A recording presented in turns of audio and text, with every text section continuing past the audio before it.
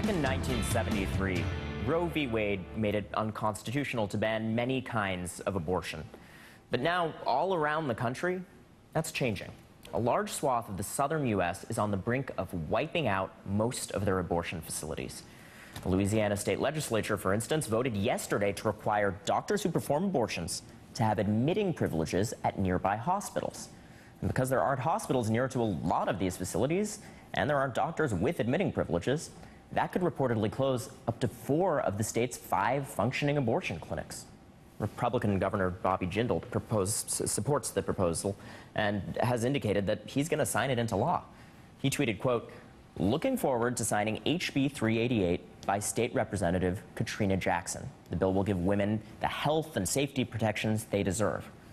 And believe it or not, State Rep Katrina Jackson is a Democrat and obviously a woman. Louisiana joins Alabama, Mississippi, and Texas, all states that have advanced the same technique in cracking down on abortions. And Oklahoma appears poised to do the same next. Take a look at this map. It shows the possible devastating consequences these laws have across the southern states. More than 40 abortion clinics have already been closed or could close. The Guttmacher Institute estimates that this could affect more than 8.5 million women in these 5 states. Joining me now is Ilyse Hogue. She's the president of NARAL Pro-Choice America. Ilyse, thank you so much for being here. Let's talk about what kind of tangible changes this could make in women's life. For instance, women's lives, rather. Texas is a great example of this. I was very struck by the amount of distance it takes to get to remaining facilities, that women could have to drive over 150 miles or more to get to abortion clinics. Is that realistic? Doesn't that essentially just deny access altogether? Well, absolutely, it does deny access. And, you know, I want to make one point very clear, Ronan. Everybody, most of all doctors, are concerned about women's health and safety. Clinics already adhere to all the regulations required to make sure women are safe. The reason that medical experts are lined up against these kinds of laws is because they are not actually medically necessary. They're actually driven by politicians who have no medical expertise at all. And in fact, they're part of an incremental strategy that even Tanya Britton, who leads Pro-Life Mississippi, admitted has one singular goal, and that is to eradicate abortion entirely. And the effects are devastating. We know in Texas, the recent 2011 clinic closures resulted in 7% of women needing abortion care saying that they attempted to self-abort before they actually ever could get to a clinic. We know where that road goes. It's very dangerous. It leads to actually women hurting themselves and women dying. And most Americans do not want to go back there. So there's a negative consequence to just less access to care, but isn't there, in theory, a rationale for a legitimate one for ensuring some of these higher health care standards that admitting privileges would allow? I mean, shouldn't doctors, when things go wrong, be able to bring their patients to a real medical facility?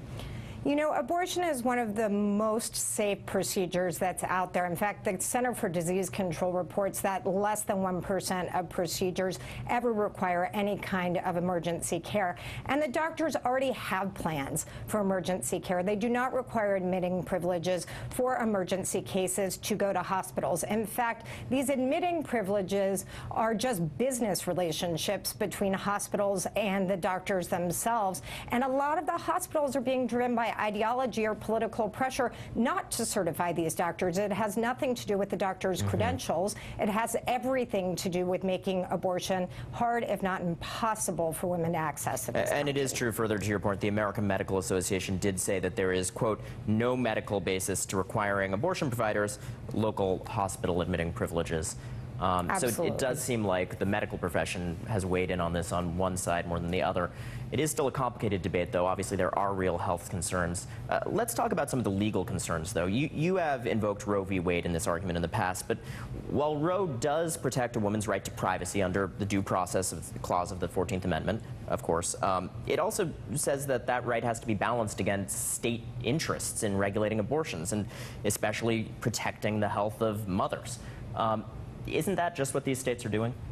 No, in fact, what the provision states is that the balance has to be against undue burden of women who seek their constitutional right to terminate an unintended pregnancy.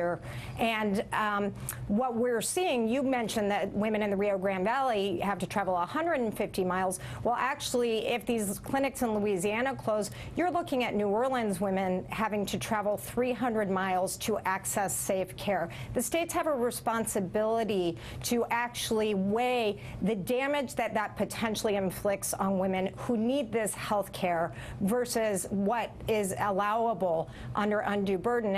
And that's one of the reasons that we actually are out there promoting the federal legislation, the Women's Health Protection Act, which says every woman in this country has a constitutional right to access this kind of health care regardless of their geography. And with the laws sweeping the South right now, that is becoming unrealistic, and Roe is actually being overturned, not legally, but actually systematically in the state legislatures. Well, you know, as this continues to sweep the South, clearly this fight is only going to get more intense. We'll stay with this story. Ilyse Hogue, appreciate your joining.